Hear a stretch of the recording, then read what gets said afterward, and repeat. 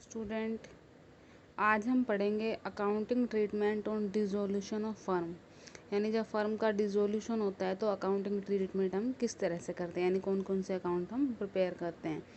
तो फर्स्ट इसमें हम जानेंगे, फर्स्ट हम बनाएंगे रियलाइजेशन अकाउंट, सेकंड हम बनाएंगे पार्टनर्स लोन अकाउंट, थर्ड बनाएंगे partners capital account and fourth बनाएंगे कैश और बैंक अकाउंट।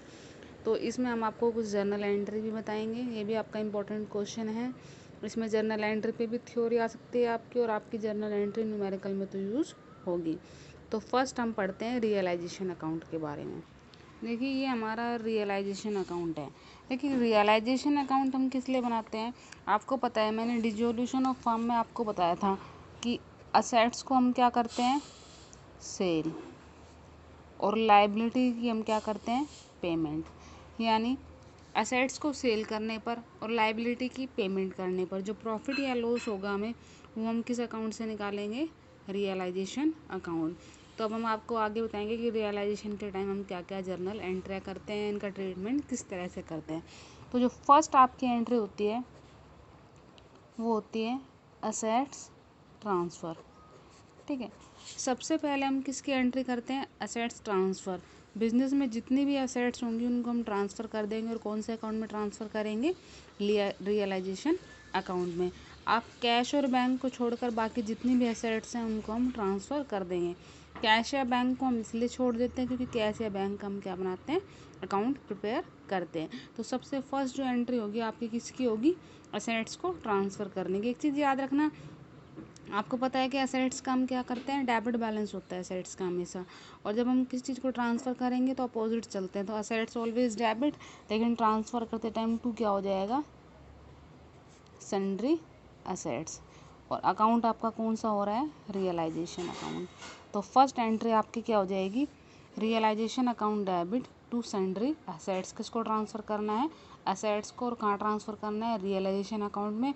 और एसेट्स को जो हम रियलाइजेशन अकाउंट में ट्रांसफ़र करेंगे, हम उसकी बुक वैल्यू पर ट्रांसफ़र करेंगे। बुक वैल्यू यानी जो बैलेंस शीट में गिवन होगी उस वैल्यू पर हम इसको ट्रांसफ़र करेंगे। तो फर्स्ट नरेशन लिखेंगे फॉर एसेट्स ट्रांसफ़र, और जो सीक्वेंस है इसी सीक्वेंस के अकॉर्डिंग चलना है। जब हम अकाउंट प्रिपेयर करेंगे तो इसी तरह से प्रिपेयर करना है। सबसे फर्स्ट हम क्या करते हैं, एसेट्स को ट्रांसफ़र। तो आपको ये याद रखना है, एसेट्स आपको सारी लेनी है, केवल कैश और बैंक को छोड़कर। कैश या बैंक को हमें नहीं लेना, बाकी सभी एसेट्स को लेना है। कैश और बैंक के अलावा एक चीज़ जो रखना है, एक होती है रियल एसेट्स, एक होती है फिक्टिटियस एसेट्स। रियल एसेट्स वो होती है जो एक्चुअल में होती है, ठीक है, जिसे हम रिलेशन अकाउंट में ट्रांसफ़र कर सकते हैं। ठीक है, रियल एसेट्स का हम कर सकते हैं जो एसेट्स हमारी सेल होती है, ठीक है, उसको हम कहाँ ट्रांसफ़र करेंगे, रियलाइजेशन अकाउंट में। एक होते हैं आपकी फिक्टिटियस एसेट्स। देखिए, फिक्टिटियस एसेट्स कौन से होते हैं, जिन्हें हम रियलाइजेशन अकाउंट में ट्रांसफ़र नहीं कर सकते। जैसे प्रॉफिट एंड लॉस का बैलेंस गिवन है, वो भी आपको असेट साइड में गिवन होता है, लेकिन उसको हम ट्रांसफ़र नहीं करेंगे रियलाइजेशन अकाउंट में, क्योंकि उनसे हमें कोई कैश रिसीव नहीं हो रहा है, ये सेल नहीं होंगे।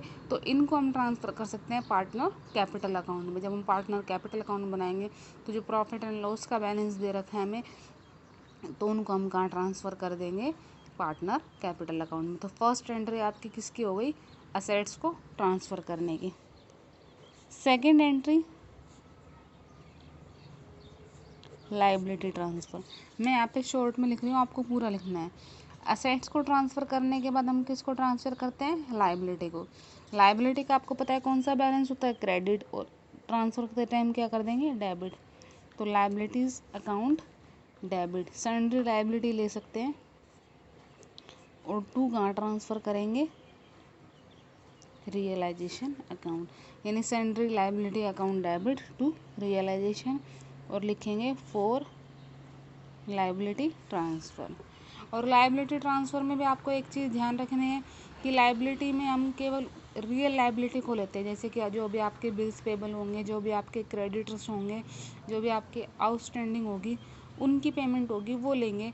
बाकी लायबिलिटी में काफ़ी आइटम होते हैं, जैसे कि पार्टनर का लोन है, उसे हम लायबिलिटी में ट्रांसफ़र नहीं करेंगे, क्योंकि आपको पता है पार्टनर के लोन के लिए अलग से अकाउंट प्रिपेयर होगा। क्योंकि मैंने अभी सी में आगे आपको पहले बताया हुआ है कि पहले अकाउंट बनाते हैं रियलाइजेशन, सेकंड बनेगा आपका पार्टनर लोन अकाउंट, थर्ड बनेगा आपका पार्टनर कैपिटल अकाउंट, और देन आपका बनेगा कैश या बैंक अकाउंट। इट मीन्स अगर पार्टनर का लोन दिया हुआ है लायबिलिटी में तो वो भी आपका ट्रांसफ़र नहीं होगा।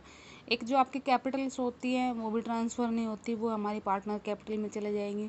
एक होते हैं हमारे जैसे अनडिस्ट्रीब्यूटेड प्रॉफिट, जैसे जनरल रिजर्व हो गया, रिजर्व फंड हो गया, प्रॉफिट एंड लॉस हो गया, तो इन सभी को भी हम कहाँ ट्रांसफ़र कर देंगे, पार्टनर कैपिटल अकाउंट में। उनकी एंट्री हम बाद में करेंगे, ठीक है।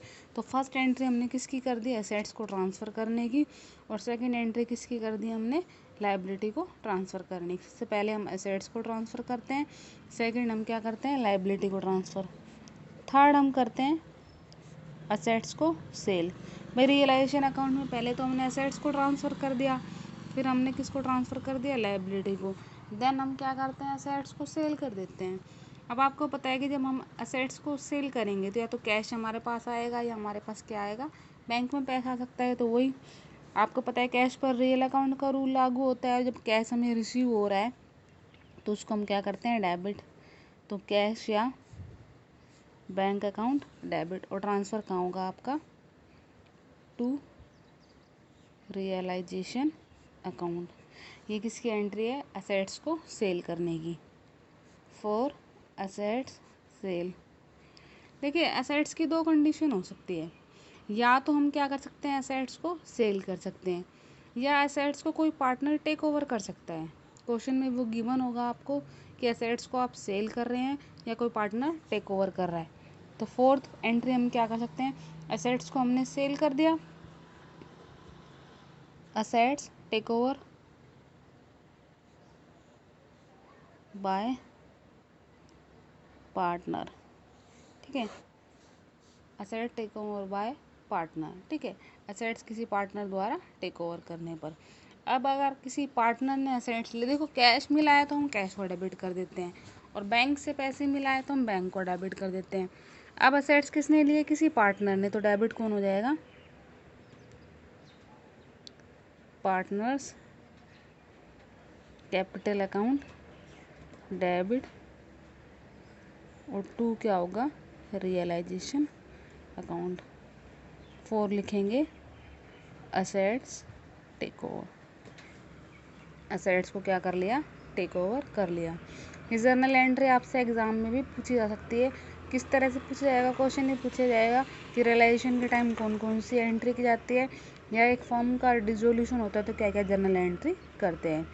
डी एंट्री नेक्स्ट ई पॉइंट पर सीक्वेंस आपको ध्यान रखनी। सबसे पहले हम क्या करेंगे, असेट्स को ट्रांसफ़र, सेकंड हम किसको करेंगे, लाइबिलिटी को ट्रांसफ़र, थर्ड हम क्या करेंगे, असेट्स को सेल, फोर्थ हमने क्या कर दिया, असेट्स को टेक ओवर, किसने किया टेक ओवर, पार्टनर ने।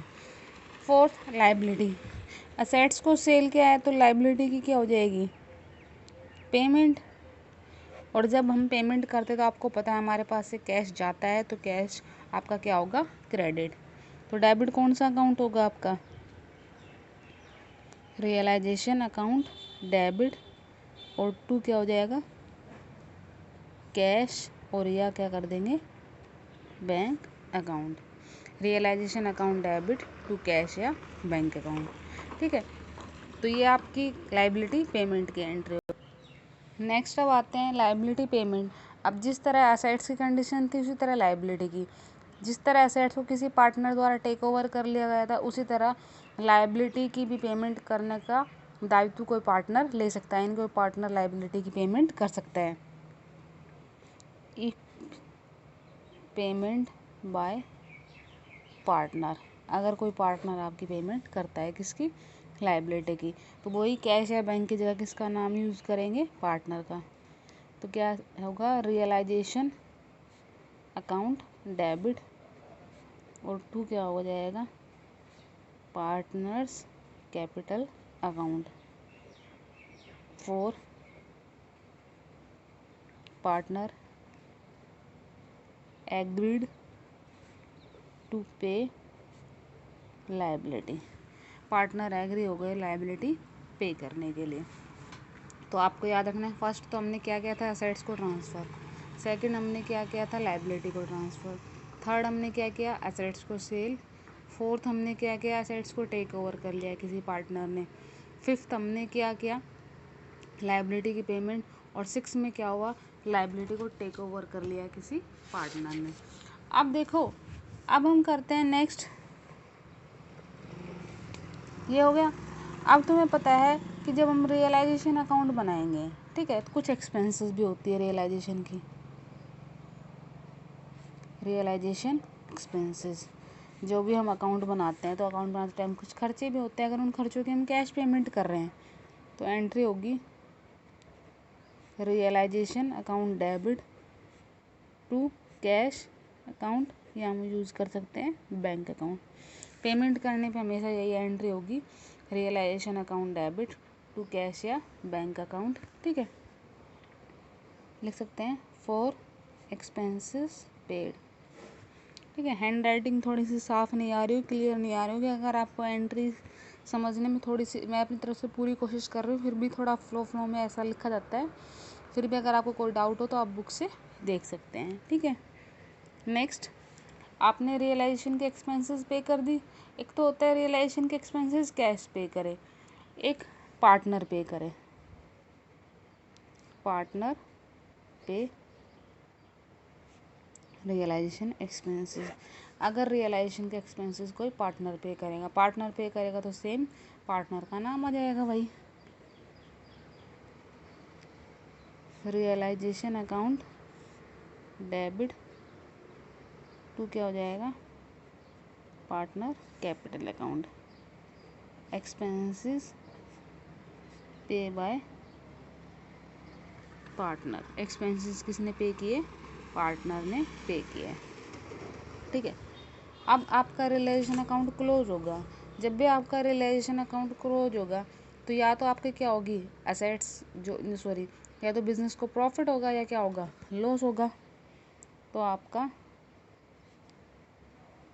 रियलाइजेशन अकाउंट हमने क्या कर दिया, क्लोज कर दिया। क्लोज में फर्स्ट कंडीशन, इफ़ प्रॉफिट, जो प्रॉफिट होगा वो कहाँ ट्रांसफ़र हो जाएगा आपका, वही रियलाइजेशन अकाउंट में प्रॉफिट होता है तो पार्टनर कैपिटल अकाउंट में।